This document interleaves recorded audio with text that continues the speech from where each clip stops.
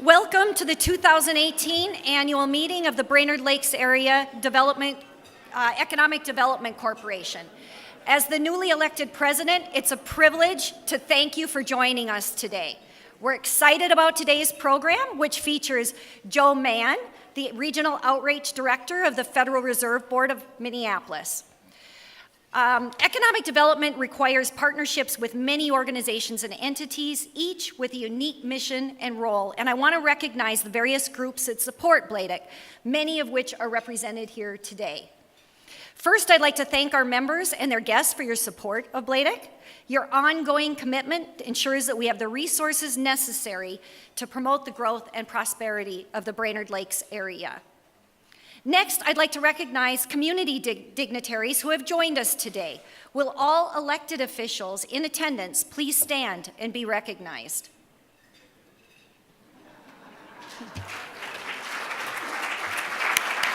There's a lot.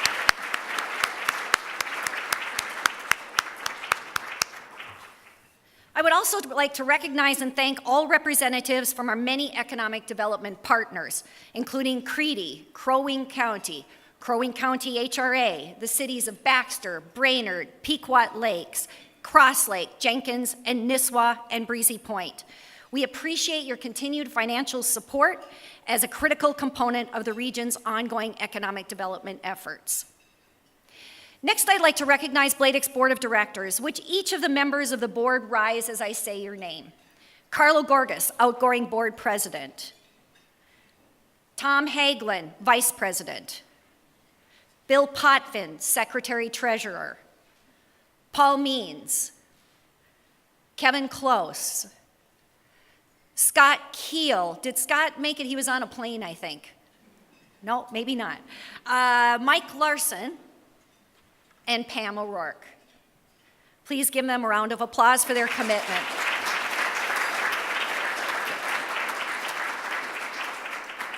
At this time, I'd like to ask Carlo to join me up front. Carlo Gorgas has led the board for the past 2 years. Under his leadership, the BLAEDC Unified Fund commitment was made and the key recruitment program was launched. Both of these are just massive initiatives. I'd like to personally thank Carlo for sharing his expertise and his leadership with BLAEDC as board president, and also for building Pequot Tool, which is an amazing company in our midst. Carlo, your calmness and your ability to set aside all the clutter, okay, that didn't come out right, and focus on what BLAEDC can do to make a difference has been inspirational to me. Thank you, Carlo, for your service as president of the board.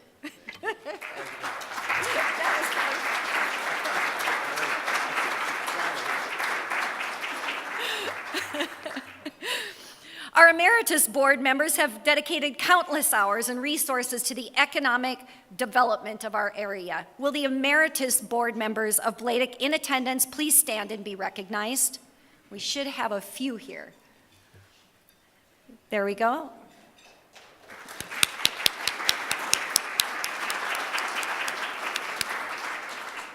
And finally, BLAEDC staff, please stand and be recognized as I call your name. Mike Bjerknes, Workforce Director. Tyler Glynn, Economic Development Officer. Megan Rabine, Office Administrator. And last but not least, Sheila Haverkamp, the Executive Director.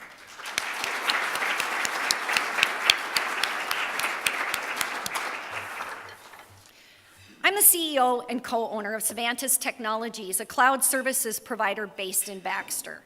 We purchased the business, believe it or not, from Bill Potvin at Larson Allen 18 years ago, and he's still here on the board with me. The purchase brought a number of family members to the area. My husband Ken and I and our 3 children from Minneapolis, my brother and sister-in-law Todd and Jackie Fremming from Indianapolis, my father and mother from Minnewaska area, and then actually 10 years ago, my sister followed us here as well, she and her 3 children from Boston. So that just goes to show how economic development works, right? You have one person who sees an opportunity to buy a business, that would be me, and 15 people move to the area and add to the vibrancy of the community.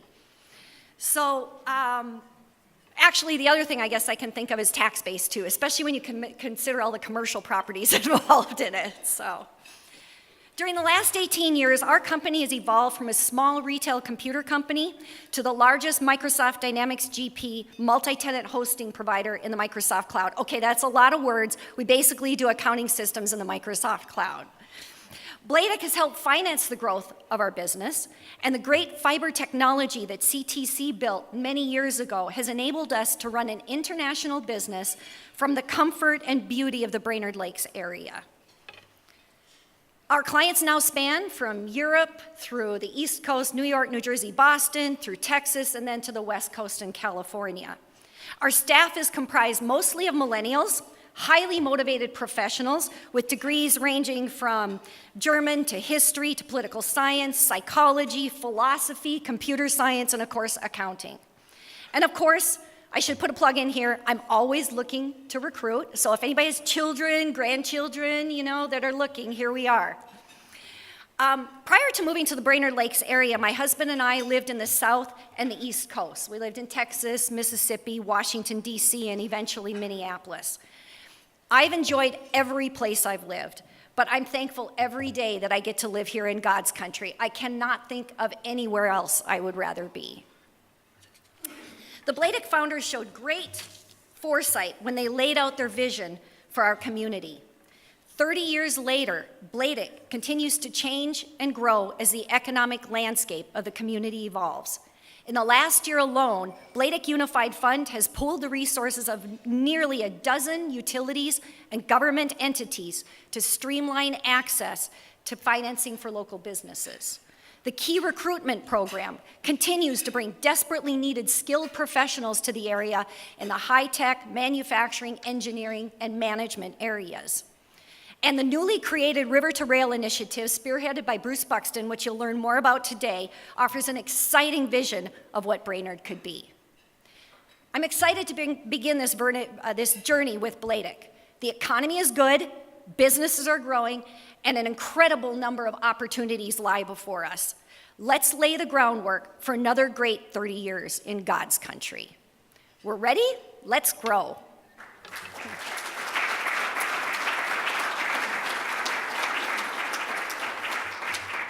At this time, I'd like to introduce BLAEDC's Executive Director, Sheila Haverkamp. Sheila will be presenting our annual report and project highlights from the last year. Thanks.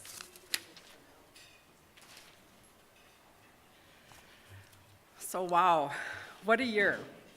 So many major changes for BLAEDC. Like Janelle mentioned, the Key Recruitment Program and a focus on workforce, the BLAEDC Unified Fund, the River to Rail initiative, a new website and social media campaign, and of course, our traditional economic development programs and efforts. The theme of this year's annual meeting is partnerships. So many of our successes this year are because of collaboration, teamwork, alliances, and relationships with business, government, utility companies, individuals, and you. I would like to take the next few minutes and highlight parts of the annual report that are before you. Mike Bjerknes's program just completed its first year. We had projected 5 hires, along with informational sessions and workforce support for our companies. As most of you know, Mike loves baseball and softball and still travels the country to play ball. We hit a home run with Mike joining our team, and he hit a grand slam with launching the Key Recruitment Program, helping to hire 11 professional people for our companies and bringing 22 new individuals to our community.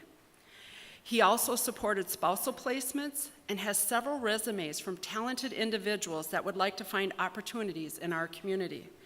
We have provided a list of that talent available. If you are interested and haven't connected with Mike, please do so. BLAEDC is excited about our role in supporting companies and our community with their workforce needs. Thanks to the amazing Megan Rabine, BLAEDC has a new website and has launched a new social media campaign. Please take time to understand the depth of information and resources that are available to you and your business clients through BLAEDC's website. Also take time to like us on Facebook and follow us on Twitter. And we are planning to offer the video that you will see later in the program to our friends and followers first here in the next few weeks. Every year, there are so many great stories to tell, so many success stories to share. I can only touch on a few, but it will hopefully provide insight to our community's economic development opportunities and the need to make sure we are always standing alongside entrepreneurs in their efforts to start, expand, or locate in Crow Wing County. I had the pleasure of meeting Mr. Mike Barrett more than 15 years ago. He shared a vision he had to start a manufacturing company and purchase a unique piece of equipment. A job opportunity building zone was put into place, and the company began operations. Like most startup companies, periodic adjustments would be needed, market conditions would sometimes be trying, and new strategies would be deployed. Wow, a success story it is. A significant expansion occurred again this year. 70 employees have jobs, and we have a remarkable company in our community feeding all types of pets around the world. Thank you, Barrett Pet Foods Innovations, and Tom and Sarah Barrett. As a young woman working at BLAEDC, I had the opportunity to meet an individual named Mr. Donald Babinski, and we would form a lifelong friendship and professional relationship. Don passed away a few years ago, but his aspirations to continue investing in the Pequot Lakes area would endure. This past year, the Babinski Animal Shelter was completed, and an office development project was established, and the Babinski companies now have a corporate office in our area that is led by John Babinski, Don's grandson, and his trusted employee and advisor, Bob Erickson. BLAEDC continues to encourage and support the Babinski family with their various business projects and endeavors that they have planned for the future. Steve and Lisa Paxton know how to celebrate a success story. The BLAEDC board and execs were recently invited to learn firsthand how UltraPause was able to improve their warehouse management and product shipping operations to grow their company, increase efficiencies, and improve profits within the same size facility and with the same number of people.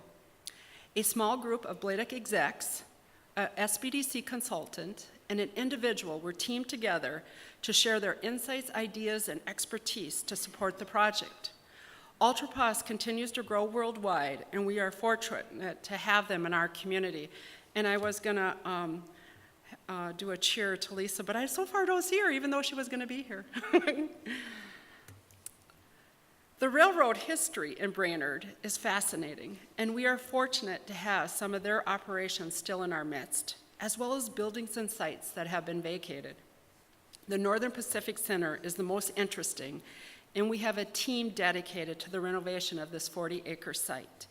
Dave Hutton, Amy Job, and Rick Fargo are tireless in their energy, commitment, and vision to make this site desirable and attract people from all over the Midwest. Amy Job opened a second event center this past year, known as the Luminary Fern. She has started booking weddings and other events in this new space and will grow the number of people visiting our community and enjoying the amenities of this great place. We are definitely a destination wedding venue, attracting people from coast to coast and beyond. I expect the Northern Pacific Center will impact our community far beyond where we are today, and this site is one of the anchors of the River to Rail initiative. There are so many good stories to tell. Now I'm going to transition to that. More than 20 years, BLAEDC has had a vision to unify the revolving loan funds in our area that would allow for coordinated marketing and management and friendly access to financing for business. What a challenge this would be, but so worth it. As you can imagine, something like this could not happen without significant human and financial resources, and BLAEDC made that commitment. There are so many people that have been staunch supporters of the BLAEDC Unified Fund, and I want to thank each one of you. Some people were initially hesitant, but have since joined in supporting the program, and I want to express gratitude. I would like to share here today that our vision is now reality. The BLAEDC Unified Fund is operational, And with that, I would like to introduce Tyler Glenn, BLAEDC's Economic Development Officer, who will share more with you.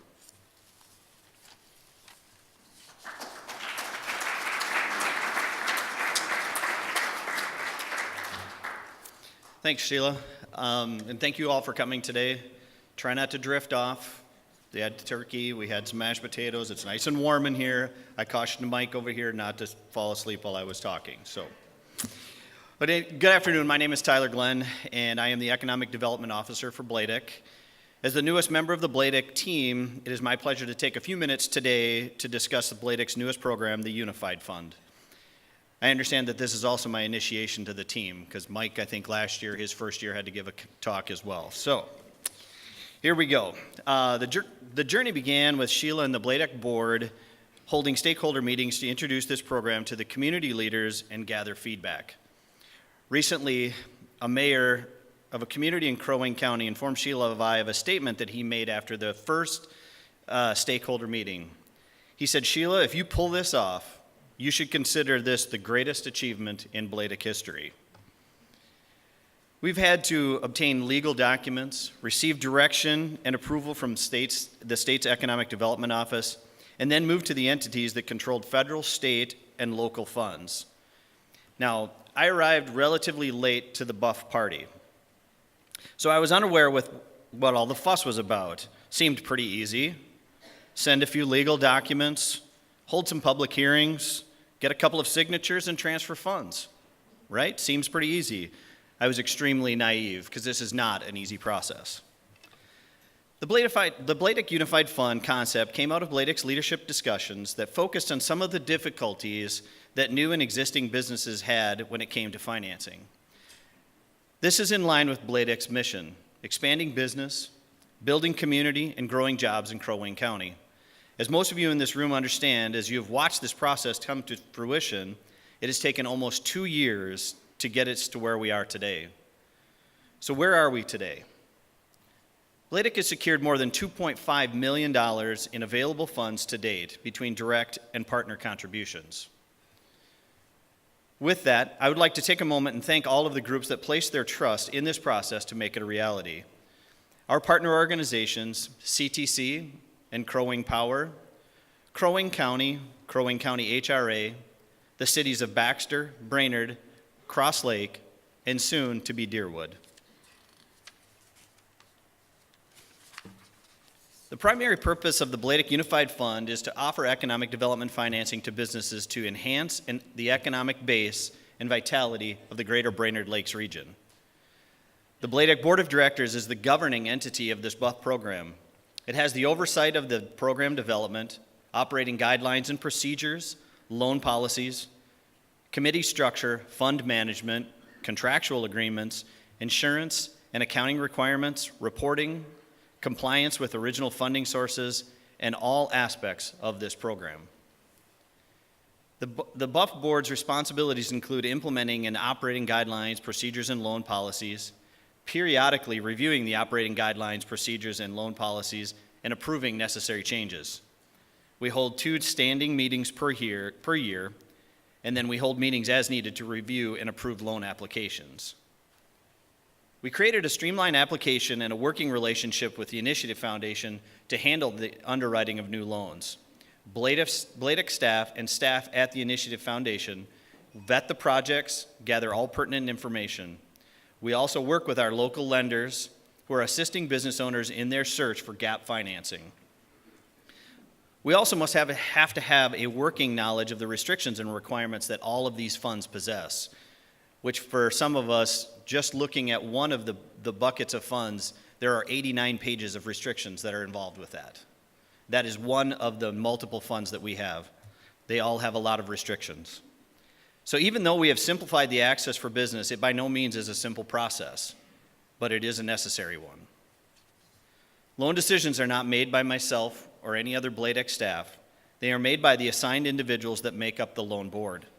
These representatives take this responsibility very seriously and dedicate their time and expertise to make sound decisions based on the information that is provided to them. I know that what we are doing is unique, but we hope that by developing this program and showing success, other economic development development entities may follow to, again, make it easier for businesses that are looking to access financing. We are currently being asked by other economic development groups throughout the state to consult with them on this process. It is nice to be first, and that is certainly a tip of the cap to a lot of the individuals in this room. So what have we done with all of this?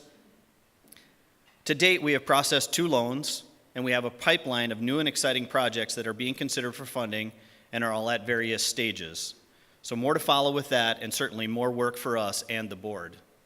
The first loan we made was to Green Forest Recycling, and I know that Jeff gave a talk here last year at last year's meeting. His offices are located within the city of Baxter, and he has his primary operations in the Brainerd Industrial Center in Brainerd. The second loan was made to a small company called Modified Tool, who is located just outside the city of Emily. The Unified Fund is a reality, and we are moving forward, and we stand ready to help. Thank you. Good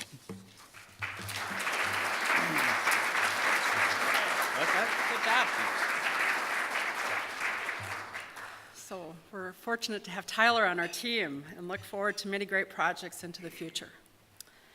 Downtown Brainerd has so many memories for most of us, from robust times in the past during the Christmas seasons to various initiatives to revitalize and improve this area of the community to weekend venues when we were young and single.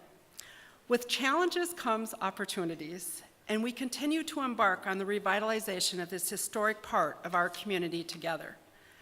The River to Rail initiative was developed to build on the momentum of these very valuable projects. A few exciting tidbits that I could share with you today include, we're going to know tomorrow if Brainerd is one of the 5 finalists for the Small Business Revolution contest, and know that your votes will be needed in order to help us win. The video you will see in a few minutes contains sneak peeks of Brainerd School District's proposed vision for new and improved facilities, which will significantly enhance our community's economic development competitiveness and help attract workers for the future. A River to Rail community event is scheduled for Monday, February 26th to learn more and gain your input. We are fortunate to have an individual in our community named Bruce Buxton. Bruce has agreed to be a champion for all of us, to serve in weaving together the current efforts and create a vision for the future to make the area between the river and rail great again. Bruce was not able to join us today, but Mike Angland, architect at WSN and president of Brainerd Restoration, one of the numerous groups that is dedicated to improving our community, has offered to share this exciting initiative with you. Please help me welcome Mike.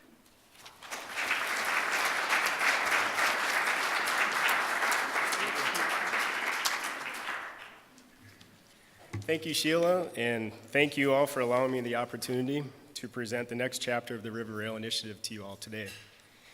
As Sheila mentioned, Bruce Buxton has been championing this effort, which began last summer, and since he's not in attendance today, I can say that he was a perfect choice for the job. Over the last year, Bruce has volunteered countless hours in developing River to Rail, which is in addition to all the other philanthropic initiatives that he and his wife, Kathy, pursue throughout our community. Over the years, I've had the pleasure of working with Bruce at WSN. I've learned a lot from him, and I feel fortunate that I get the opportunity to continue working with him even after his retirement. And to say that I have large shoes to fill today is an understatement, to say the least. And if he asked any of you, I didn't say any of that. He's told me 3 times not to do that, and as recent as last night.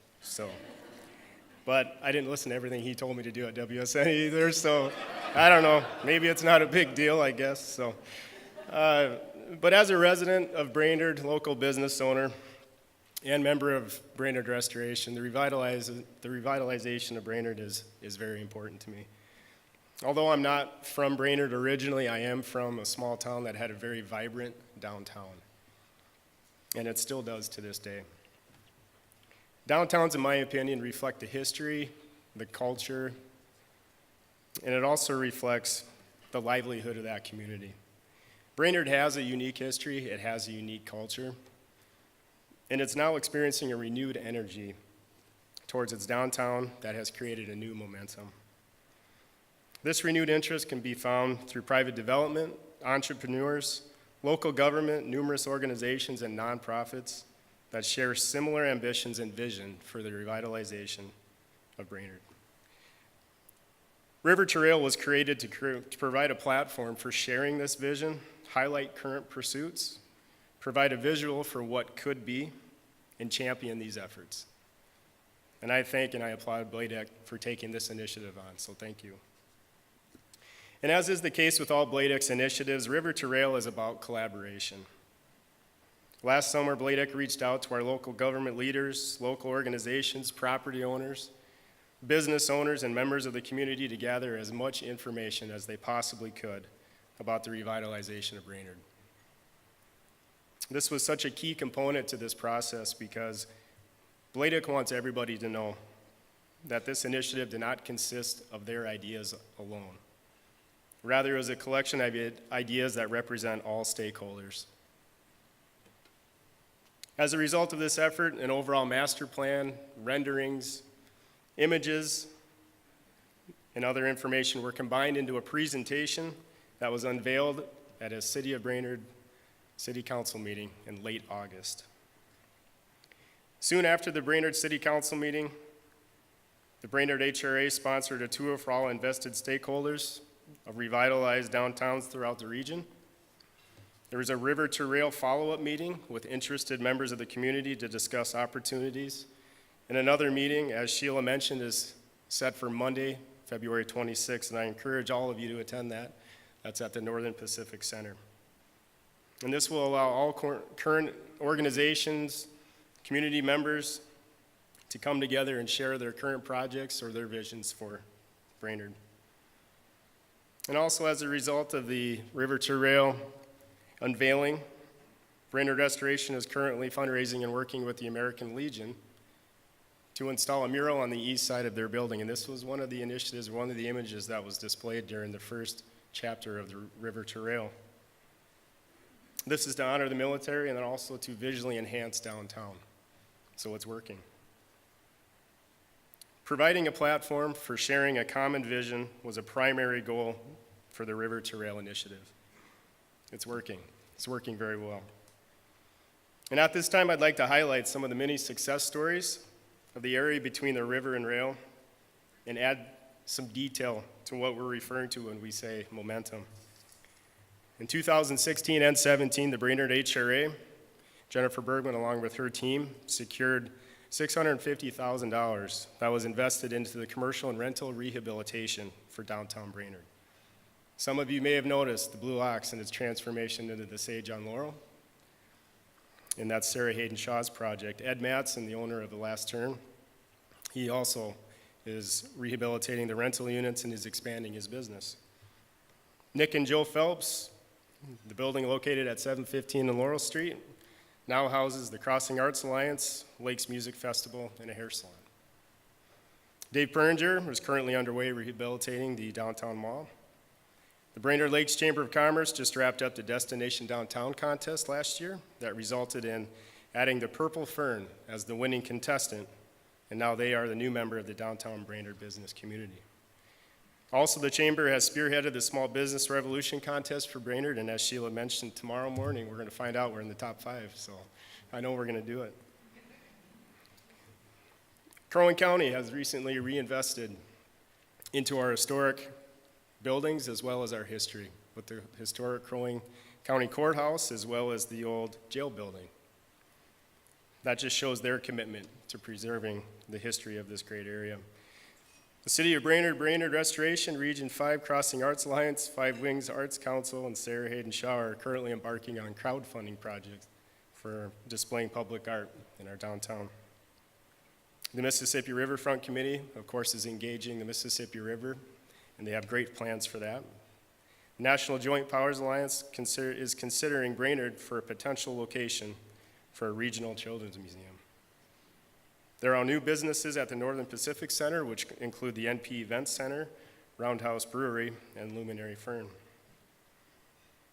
And can you imagine the positive impact that a successful Brainerd School District referendum on April 10th would have on our community? Talk about momentum. Isn't that quite a list? It's exciting.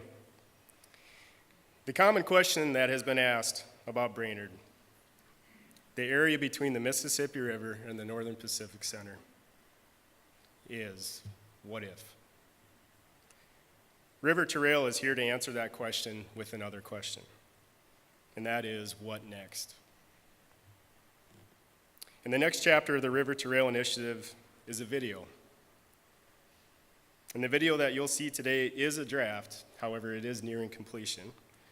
And BLAEDC has plans to release the final version of this video within a few weeks, and we're really excited to show it to you today.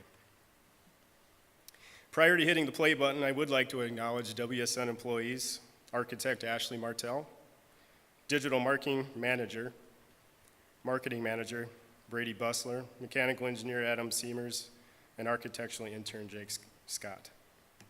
They all contributed to this River to Rail video, and without their talents and creativity, it wouldn't be possible. Thank you again, Sheila, Megan, and Bruce, for taking on this initiative for River to Rail, and enjoy. Thank you.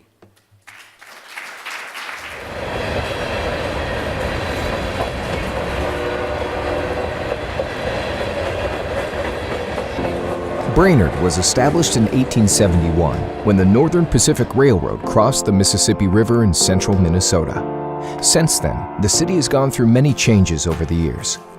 There's a new movement that's gaining momentum to revive the hub of the beautiful Brainerd Lakes area. Through significant private investment, along with public support, we're beginning to transform this historic area into a vibrant and bustling place, attracting businesses, residents, and visitors. Let's take a look at some of Brainerd's opportunities from river to rail.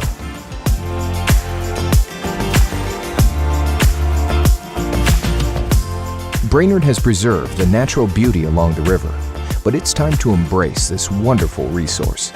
A Mississippi Riverfront Committee is studying concepts for trails, nodes for pedestrian access, spaces for special events, and kiosks portraying our history. Moving east down the rail, we enter Brainerd's core, which is loaded with opportunities for new mixed-use development. Underutilized lots and available square footage are waiting to be transformed.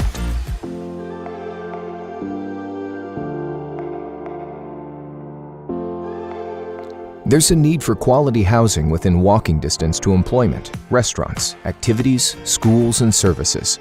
New construction is an option, or renovation to existing buildings.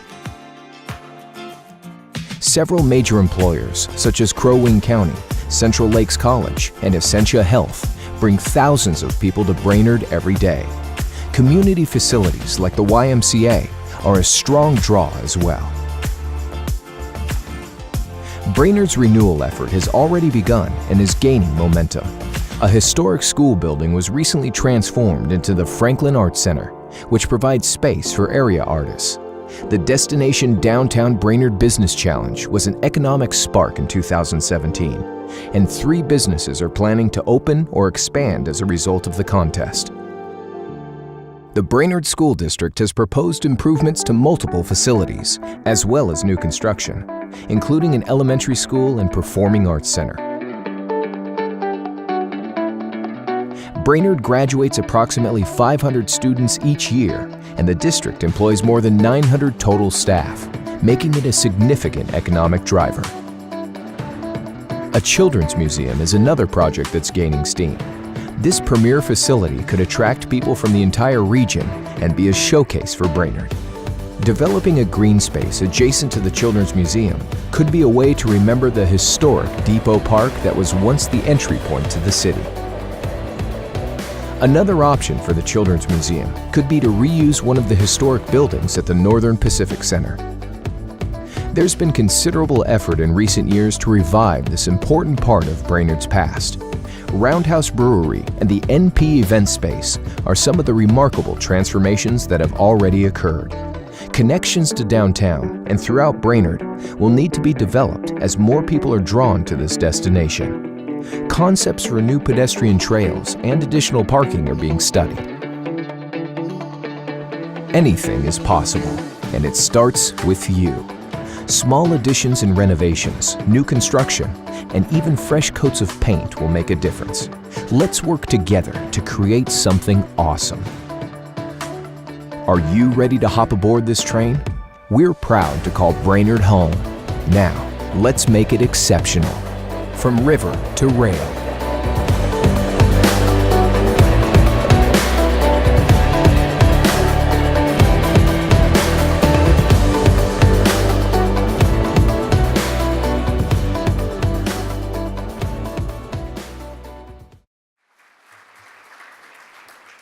And thank you to Woodset Smith and Knowlton for being a partner and helping us to produce that. And as you can see, we are positioned and excited for a true revitalization of this area in our community.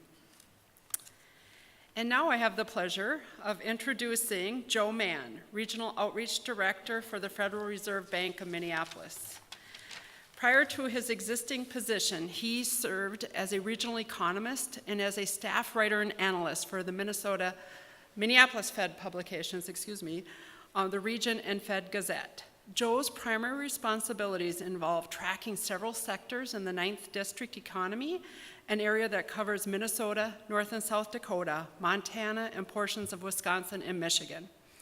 Sectors he follows closely include agriculture, manufacturing, energy, and mining. He holds degrees in economics and journalism from the University of Minnesota. Please help me welcome Joe.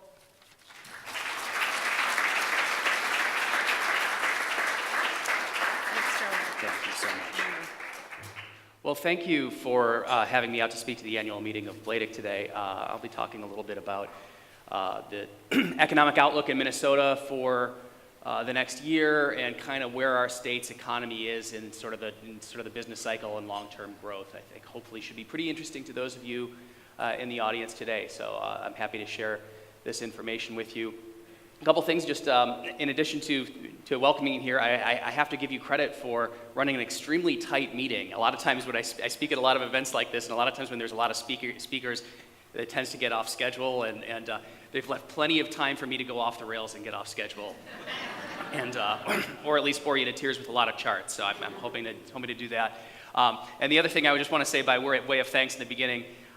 As a not infrequent user of the mountain bike trails at Cuyuna Lakes, I want to thank you for anything that you may have had to make those happen. I appreciate that. It's a great resource for this part of the state and for mountain bikers like me to come up here and hurt themselves a couple times a year. So, before I go any further, I just want to get a sort of standard disclaimer out of the way. Our lawyers like us to give this when we go out and speak anywhere. Basically, if I say anything stupid, it's my fault and not the Fed's. The Federal Reserve, by its nature, is sort of a nonpartisan institution, which means, of course, that none of us have any political beliefs whatsoever. But I just want to make it clear that when it comes to matters of opinion, I am speaking for myself and not for the Federal Reserve. We're an independent institution. It's important that we maintain that.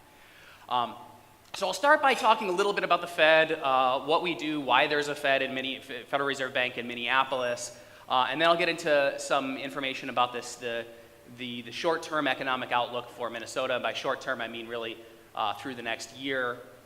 I'll talk a little bit about the national economic outlook, but mainly to put the state in context of that. I think Minnesota is pretty interesting because in some ways we're kind of a microcosm of the national economy. I know we like to think that we're a little bit better than the country as a whole here in Minnesota, and in some ways we are. We have in some ways a healthier economy, but in a lot of ways, if you took the national economy and shrunk it down, it would look a little bit like Minnesota. So I'll talk a little bit more about that, and then time allowing, I'll get into some sort of longer term issues in the state's economy and with a particular focus on the labor market. So one other thing I want to say at the outset here is I'll try my best to leave time at the end for questions. I want to be respectful of your time and help you all get out of here and get back to work on time.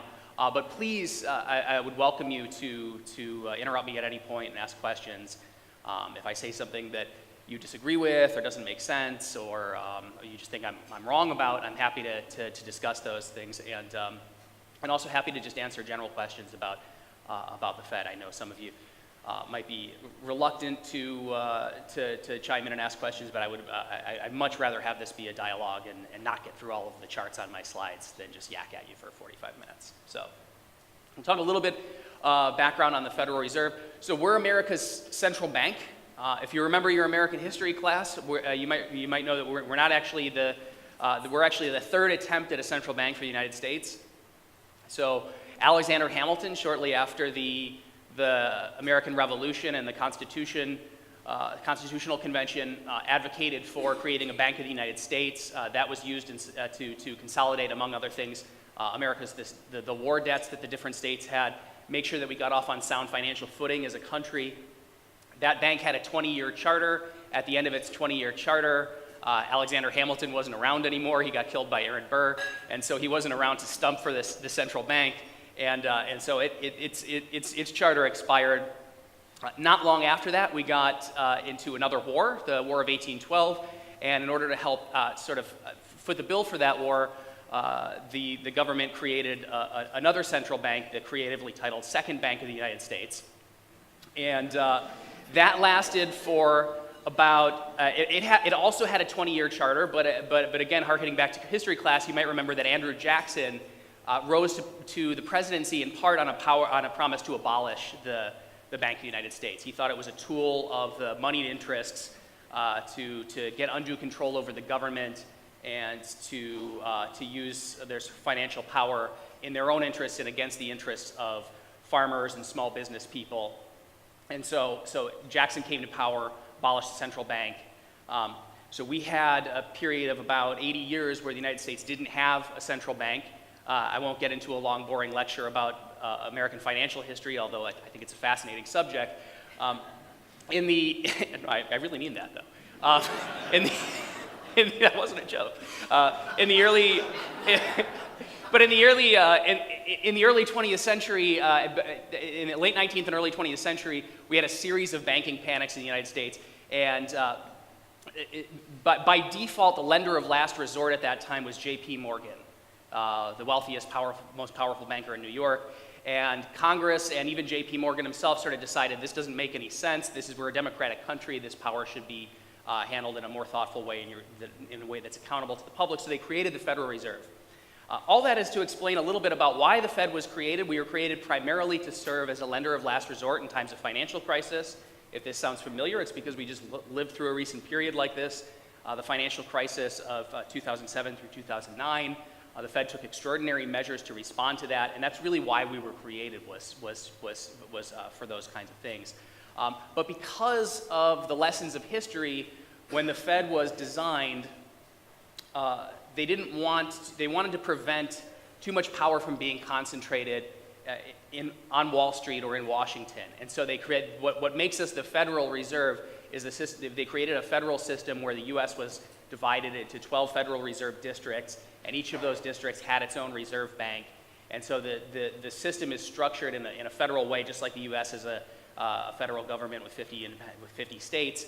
The Federal Reserve is structured similarly. There's 12 districts. In Minneapolis, we're responsible for the 9th Federal Reserve District. So if you'll recall, if you think back to when the Fed was created, there was a lot of economic activity happening in this part of the country. Minneapolis was one of the fastest, and St. Paul were one of the fastest growing cities in the country because of the boom in the milling district and the growth of agriculture in the Great Northwest. And there was a lot of banking activity in Minneapolis and St. Paul, so it was decided that this would be a good location for one of these Federal Reserve banks. If you look at the map of the system, you can kind of see that it was designed 100 years ago because most of those banks are concentrated on the East Coast. The entire country west of the Rockies has one reserve bank in San Francisco. The population of the 9th Federal Reserve District, which again, Sheila mentioned this in the intro, but we're responsible for for Minnesota, North and South Dakota, Montana, and then we have northwest part of Wisconsin, the Upper Peninsula of Michigan, which we share those two states with our friends in Chicago. The entire population of our district is about 10 million people, which is smaller than the population of the Los Angeles metropolitan area. And they don't even have a bank. They're part of the San Francisco district. So the system was designed kind of for the U.S. 100 years ago. It's not Congress, though. It's not important that we have proportional representation. The purpose of this, like I said, was to decentralize power and decision-making authority in the system. One of the virtues of the way this was designed, though, and in a way it's kind of accidental, is the U.S. is a big, complicated economy. And if you want to make economic policy for the whole country, you really have to take into account what's happening all over the country. And so by having our central bank decentralized in this way, it allows us to kind of monitor economic conditions all over the country. And that's a long way of explaining what my job is.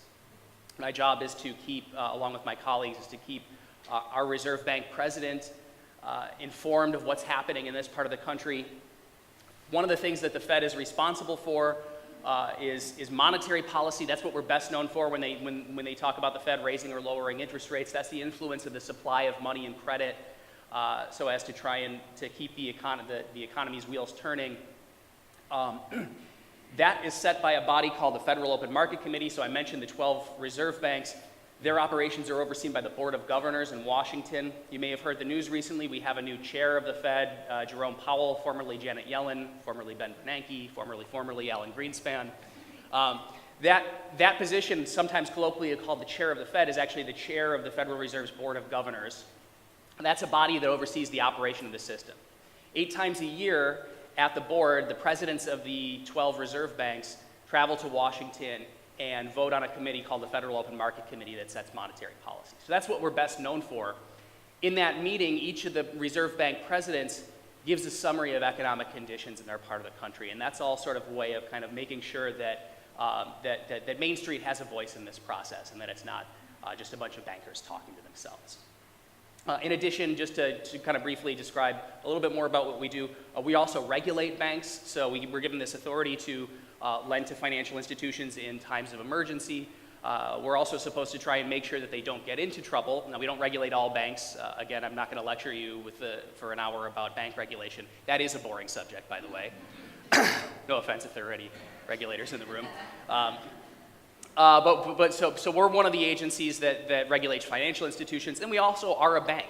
We provide banking services we're basically the U.S. government's bank, and we provide financial services, among other things, clearing electronic payments, and then we also maintain the nation's supply of coin and currency. So we have a big vault at the Minneapolis Fed that we use to keep the banks in our region supplied with cash. And we have remote terminals that do that around the district. If any of you are in the Twin Cities anytime in the near future, I would advise you to go to our website, minneapolisfed.org. You can look in for information about taking a tour and hear a much longer version of what I just told you.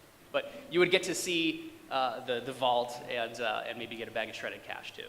So our region, to get into the meat of my talk now, is this north central part of the U.S. A lot of even I think those of us who live in the region, but particularly my colleagues who live on the coast, tend to think of this as being heavily agricultural region, and we are. But like I said, Minnesota's economy is almost in a way like a shrunken down version of the national economy. Our economy is actually pretty broad and diverse. And when I say that, what I mean is if you look at a breakdown of what we produce in Minnesota, where the state's GDP is allocated among different sectors, it looks remarkably similar to the national output. That's not true for all of the states in our region, but it's true for Minnesota. And it's also true if you break down where people work in Minnesota. Looks broadly similar where our workforce is concentrated to the national picture. For example, in Minnesota, about 14% of our workforce works in manufacturing in one way or another. Nationwide, it's actually closer to 12%. So we're actually a little bit more concentrated in manufacturing here in Minnesota than the U.S. as a whole. But again, if you were to give that breakdown for the state as a whole, it looks pretty similar. So in a way, we're kind of a bellwether of the national economy. But as I'll show you in a moment, by some measures, we're doing better. And so as to not keep you in suspense, punchline of my talk here is the near-term economic outlook is for basically continued moderate growth. There's some indications that the rate of growth is picking up. In fact, if you look at the last couple of years, we've had a slight acceleration in the rate of growth. Unemployment is now much lower than it was even prior to the Great Recession. we're starting to see some indications that wage growth is finally picking up, which is an important piece of the puzzle, because for a long time, I've been giving these sorts of talks and explaining that while the labor market looks like it has recovered from the recession, we haven't seen that translate into wage growth. We're starting to see some indications of that, but still not as fast as you might expect, given how tight the labor market is according to the businesses that I speak to all over the country. That's the other big theme that I'll be talking about today, is the sort of supply side of the labor market. I know a lot of you in the room are struggling to find workers to fill positions that you have open, and I'm here to tell you that that's not just the case here in the Brainerd Lakes area. That's true everywhere in our region. And I'll talk a little bit more about why that's the case, specifically in Minnesota. So to get into a little bit about the economic indicators, I'm not going to spend a lot of time talking about the economic outlook for the year, but I'll share some information with you. So there's a number of different ways to do economic forecasts, and the reason that we spend a lot of time doing economic prognostication at the Federal Reserve, and I like to say that the reason that economists got into forecasting is because we felt bad for weather people, and we wanted them to look a little bit better. So we took a shot at this. It's an inexact science, but it's important for us to do as economic policymakers, because monetary policy, national economic policy that you make today has its effects in the future. And so if you want to make good policy, you can't necessarily make it for where we've been over the last year or even where we are right now. You need to try and formulate an outlook. And as I joke, it's by nature it's a risky business to do, but it's important to do. So there's a number of different tools you can use.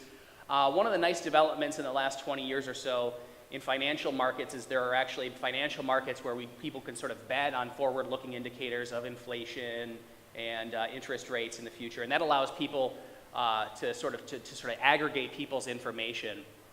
One of the other ways you can do this is by running economic models on computers or statistical forecasting models.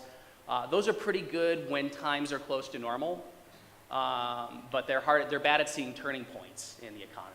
But we do some of that.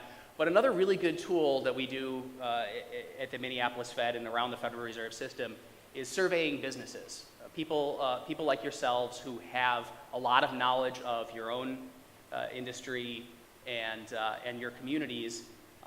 You're a good knowledge source for us to tap into. So what I'm showing you here are the results of an annual survey that we do in conjunction with the Minnesota Department of Employment and Economic Development. We do a survey of manufacturers at the end of every year. Some of you may have even received this survey in the mail. If you get it in the future, I would highly encourage you to fill it out and send it in so that I can present it to future audiences like yourselves. It provides us with a lot of useful information about economic conditions right now and where things are going. And so that's what I'm showing you in this chart. I hope that you can read this. If you can, I'll walk through it real quick. But basically, on this chart, you can see an array of economic indicators that we surveyed firms about. Again, this survey was conducted in November and December, and we asked them, how did your business do in the last year? And how do you expect it to do in the year to come? And so what I have here is production, productivity, employment, profits, and orders. And this is something called a diffusion index, so it's just a kind of quick and dirty way of aggregating people's responses. Anything to the right of this solid black line on this chart indicates that on average, those firms we surveyed told us that they expect increases in these, and anything to the left indicates that on average, they told us they expected those to go down. So what you can see, these purple bars here are the 2017 responses, so these are firms looking backward on what happened over the last year, and the blue are their expectations for 2018. So the bottom line here is that across these indicators, firms told us that 2017 was an up year, which is not terribly surprising because 2016 had been kind of a down year for manufacturers according to our survey results, and also according to the data that came out later. So in some ways, these surveys are kind of a forward leading indicator of data that comes out with a lag.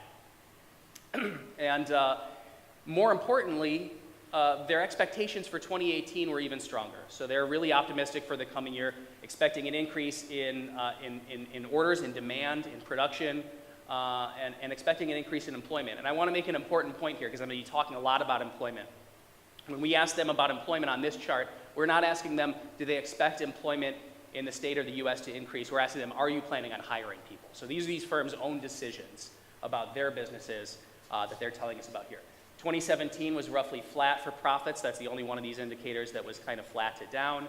But their expectations for 2018 were even better. Another thing that we do is we ask these firms about their outlook for the economy as a whole. So not just for their own firms, but what do they expect to happen in the state's economy? And again, similarly, stronger outlook for the coming year compared to their outlook a year ago.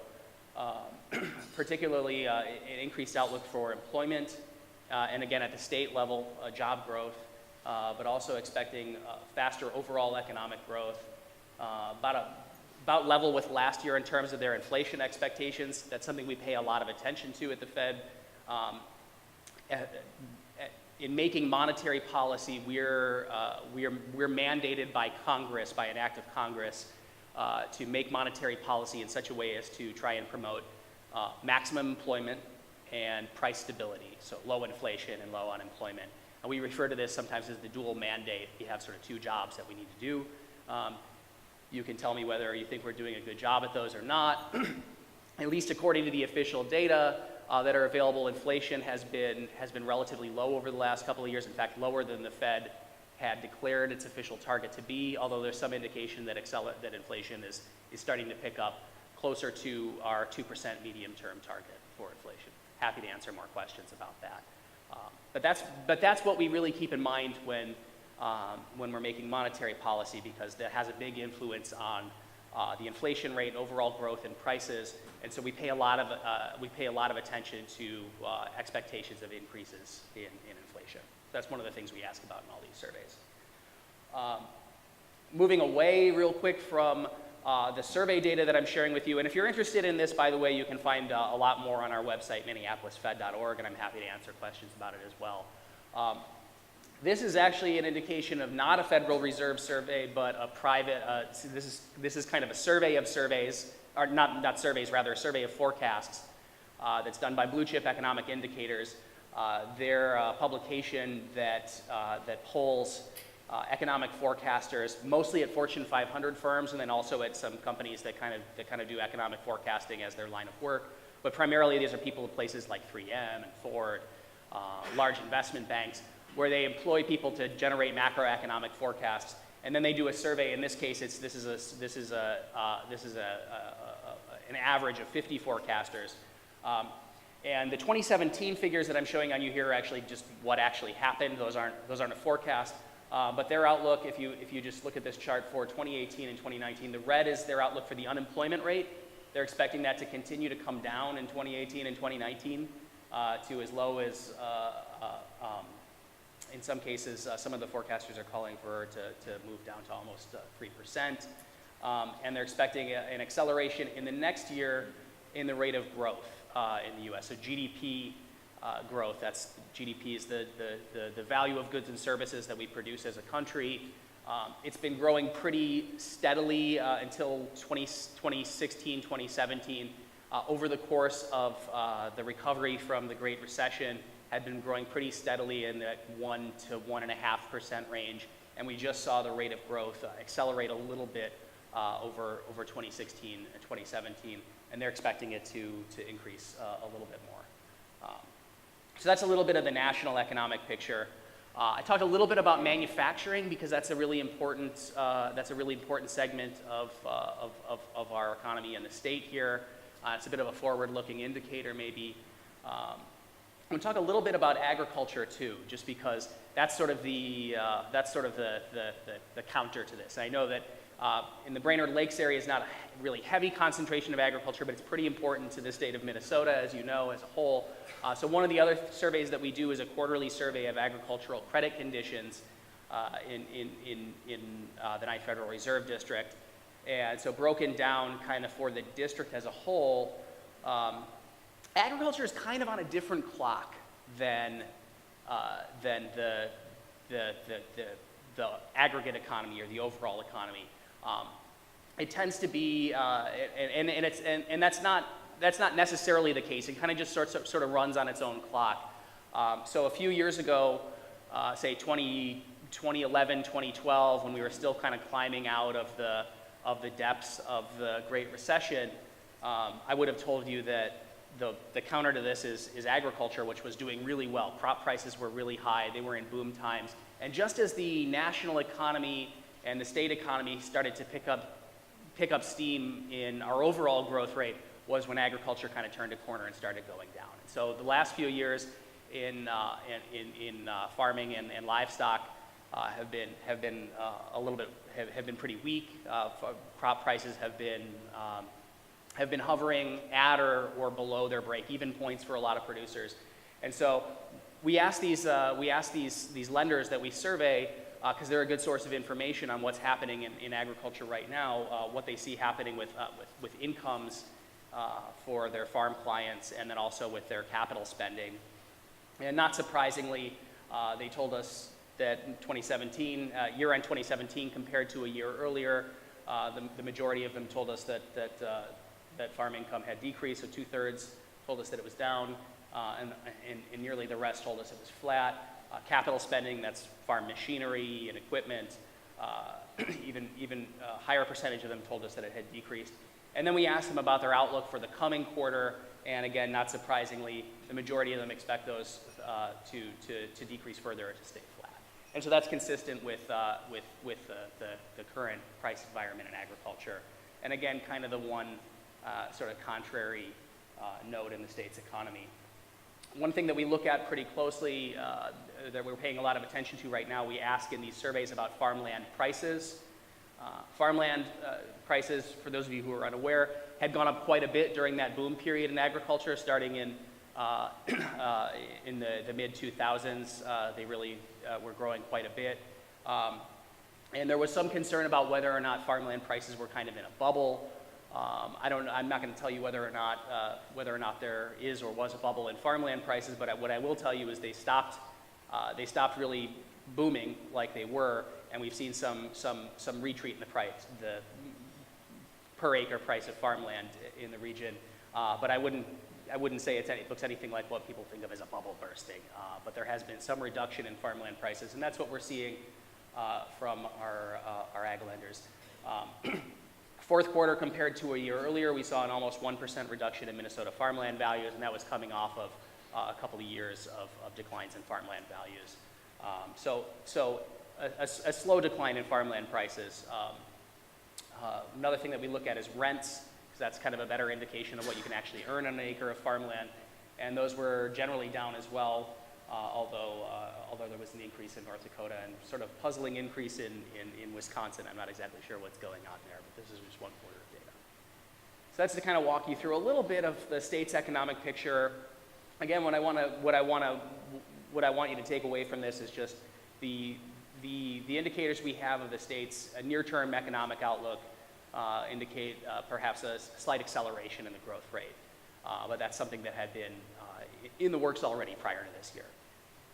I'm going to talk a little bit more now about where we are right now and how we got here, in particular the labor market picture. So you can't see it on this chart. I should have a shaded region here to show you the what's now called the Great Recession from late 2007 to mid-2009. For a long time, I would joke that it was usually news to people when I told them that the recession was over. When economists talk about recessions, what we mean is just that period where the economy is actually shrinking or in contraction territory. And to say that a recession is over doesn't necessarily mean that things are all better. It just means that the contraction has stopped and the recovery has begun. And in the case of the Great Recession of 2008, 2009, that contraction was really sharp and the recovery was a lot more slow and moderate than we would have liked it to be, given how bad things got during the recession. So what I'm showing you here is a comparison of Minnesota and national unemployment rates. Again, I'm going to be talking a little bit more about employment, so I want to make an important distinction here. When I talk about unemployment, this is different from employment. Maybe that's obvious, but the sort of data geeky explanation for what I'm talking about here is when I talk about employment, that's an attempt to gauge the net change in the number of jobs in the state. And these numbers, both unemployment and employment, come from the Bureau of Labor Statistics. They do a couple of surveys. The employment statistics come from a survey of businesses. We sometimes call the payroll survey. They call up businesses. They ask how many people are on your payrolls. And they do this to a large sample of firms nationally. And from that, they try and get a monthly estimate of how much increase or decrease there was on net in the total number of jobs. Unemployment is an attempt to measure slack or excess capacity in the labor market. So this is done through a separate survey, sometimes called a household survey, where they call people up and they say, are you working right now? And if you tell them yes, then you're counted as employed. If you tell them no, then they ask you, are you looking for work right now? And if you say you're not working, but you're looking for work or you're in the job market, then you're counted as unemployed.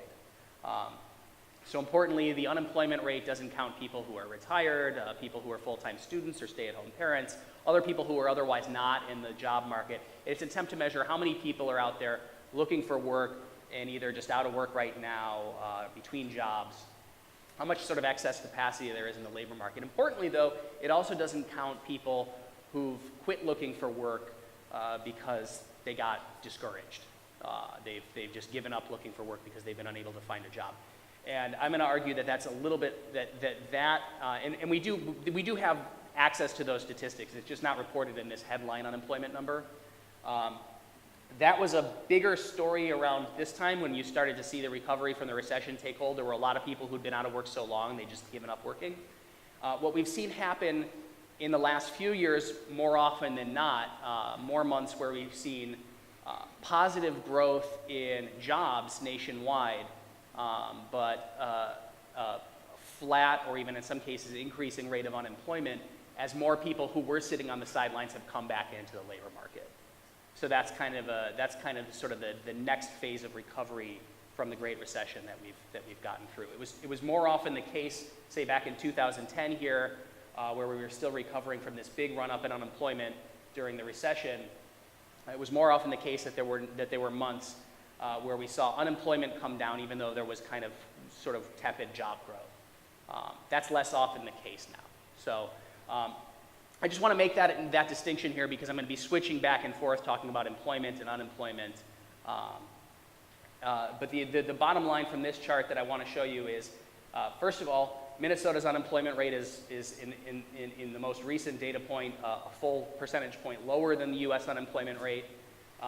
That's often been the case historically. If I were to go back to prior to this chart just goes back to 2007 just so you can see where we were prior to the recession. We are now both in the U.S. and Minnesota below our rate of unemployment prior to the Great Recession. In Minnesota's case, we have been for quite some time. But if I were to go back 20, 30 years in this chart, you would see that this gap between Minnesota's unemployment rate and the U.S. unemployment rate is usually the case. We have just generally a lower rate of unemployment in Minnesota. We also have a higher rate of labor force participation. So that's labor force participation is basically the total number of people who are in the labor force either working or looking for work divided by basically the population of people who could be. More Minnesotans are in the labor force as a percentage than they are nationally. So that's kind of the case here as well. We're sort of, we like to think that we're hardworking, industrious people. There's a number of reasons for that, though. One of them is that our workforce in this state is more educated. People who have higher levels of education tend to have higher rates of employment, all things equal. So that accounts for a lot of that difference in the state. Bottom line here, though, is our job market has, at least according to the headline unemployment number, fully recovered from its level during the recession, and we're actually back to a level of unemployment that we haven't seen since about the year 2000 in the state of Minnesota. And again, this is consistent with what we hear from a lot of employers about their biggest challenges being finding adequate workers to fill the positions that they have. Just to show you real quick, there's a lot of times when I present these data, I get sort of asked, well, what kind of jobs are these that we're creating? So here I'm showing you the change in employment year over year by sector, and my apologies if this print is kind of small and you can't read it. What I want you to take away from this picture is we've seen growth in employment across a broad array of industries. So this isn't just one sector that we're seeing accounting for these things. And I'm comparing, again, the United States is in red, Minnesota's in blue, and Minnesota looks broadly similar in terms of where we've seen job growth over the last year. Again, this is comparing December 2017 to a year earlier. Pretty similar, at least in terms of the direction of change to the US, and in a lot of cases, we've seen slightly higher growth in some of these categories. Unfortunately, well, it's not actually unfortunate, but natural resources and mining kind of warps the axis a little bit and dwarfs some of these other categories. These look kind of small. These are not small rates of growth. What this is here, this really high rate of growth that we saw over the last year in natural resources and mining, a lot of that in Minnesota is what's going on in the Iron Range, the recovery that we've seen happen there. Nationwide, also similar growth. In this case, a lot of this is recovery in oil drilling and extracting, because that falls under this category as well. It's important to point out that even though this is really large change in percentage terms, it's a relatively small part of the overall workforce. So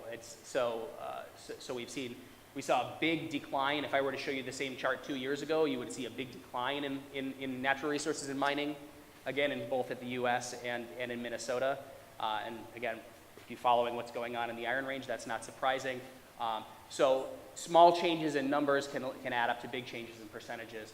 But again, the bottom line here, so this is total employment in the middle. We saw about 1.7% growth year over year in the total number of jobs in Minnesota, and it was across a broad array of industries, and roughly similar to the U.S. rate. Much larger growth, more than twice the rate of growth in the construction sector. So we see big increase in construction growth in Minnesota.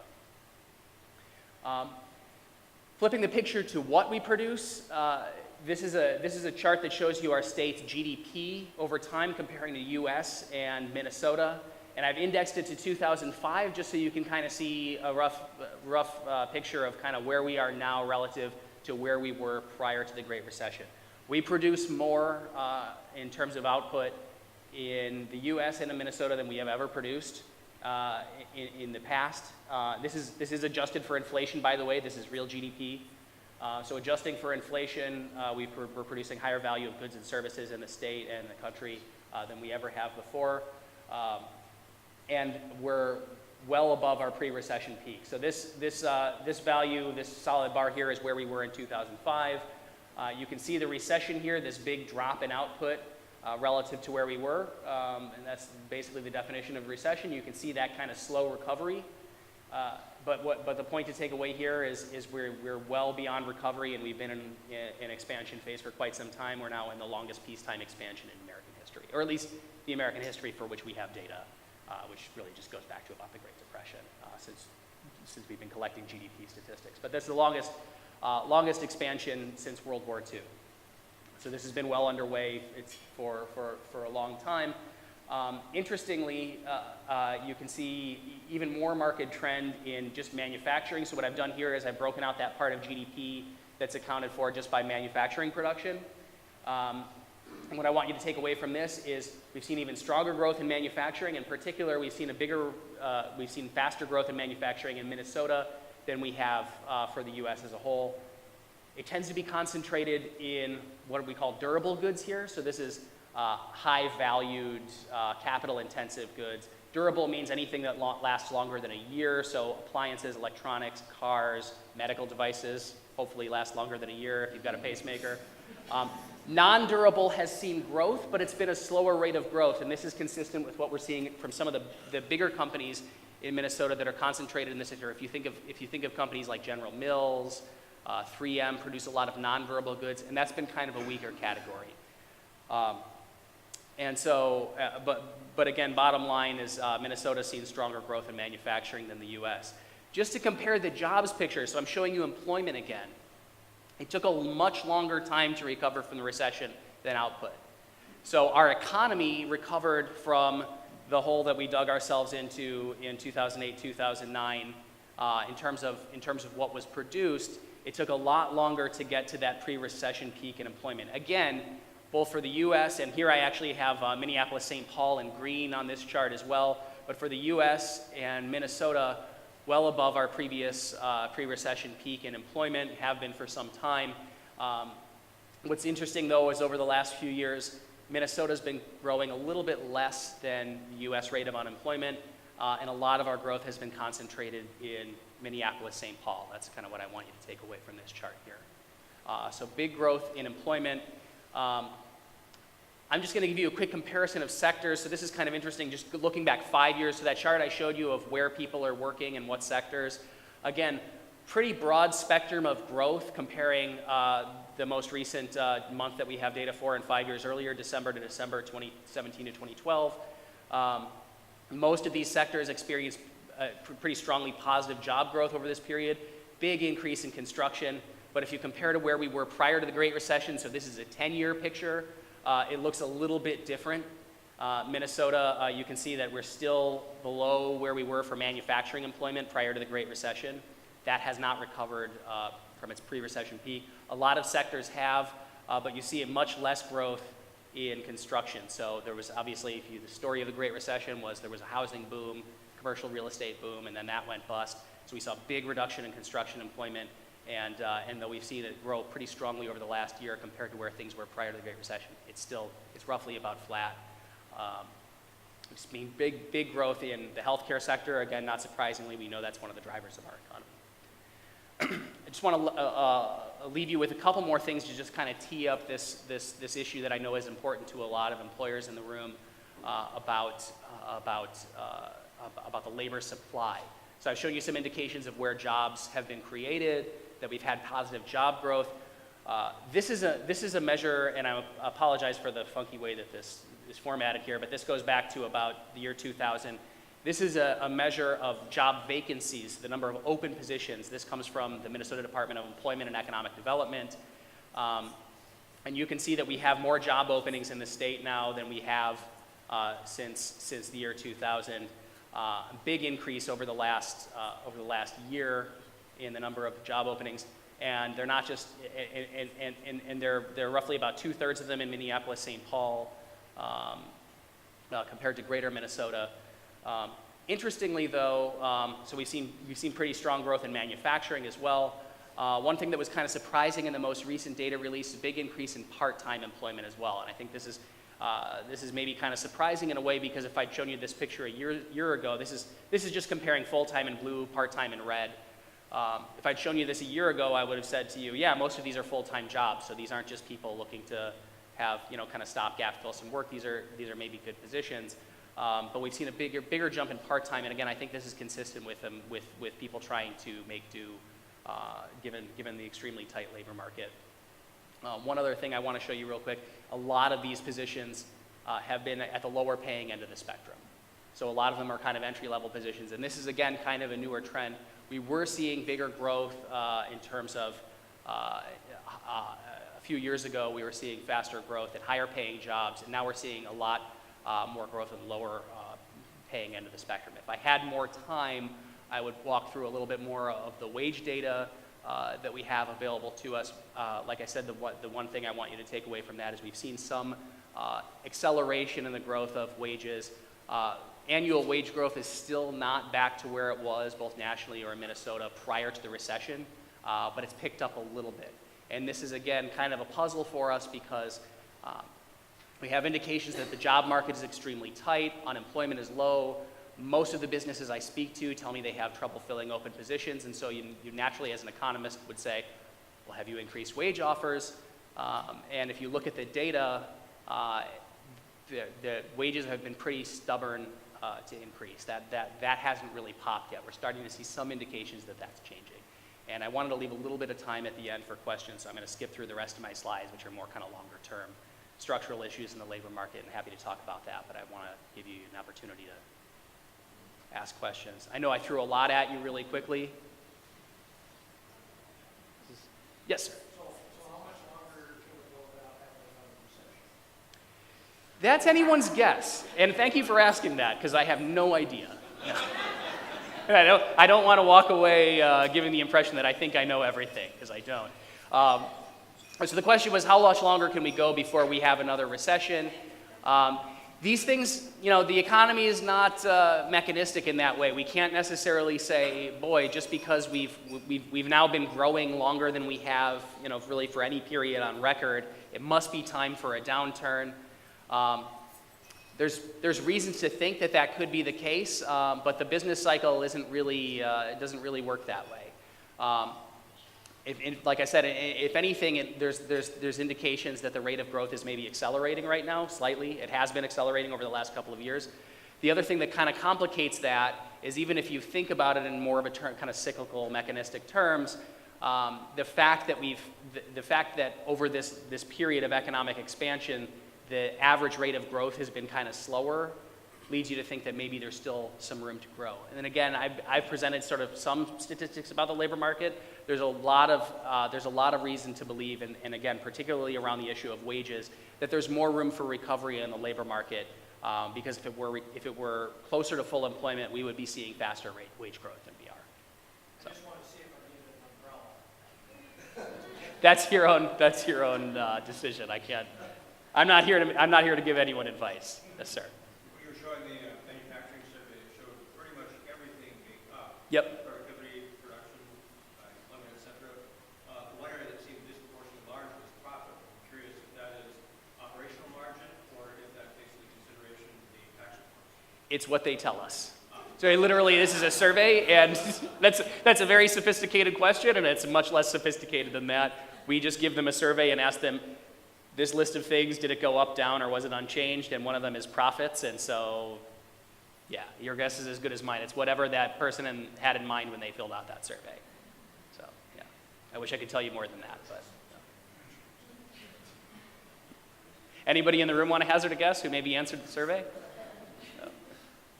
Okay, well, I think I'm just about at the end of my time here. Maybe have time for one more question, otherwise I'll turn it over, and I'll be around afterwards to answer questions. Thank you very much. Yes.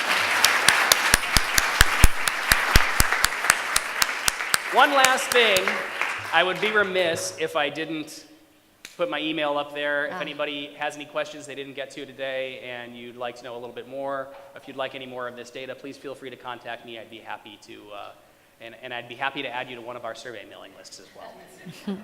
Thanks to all our members and guests, and have a great afternoon. Thank you.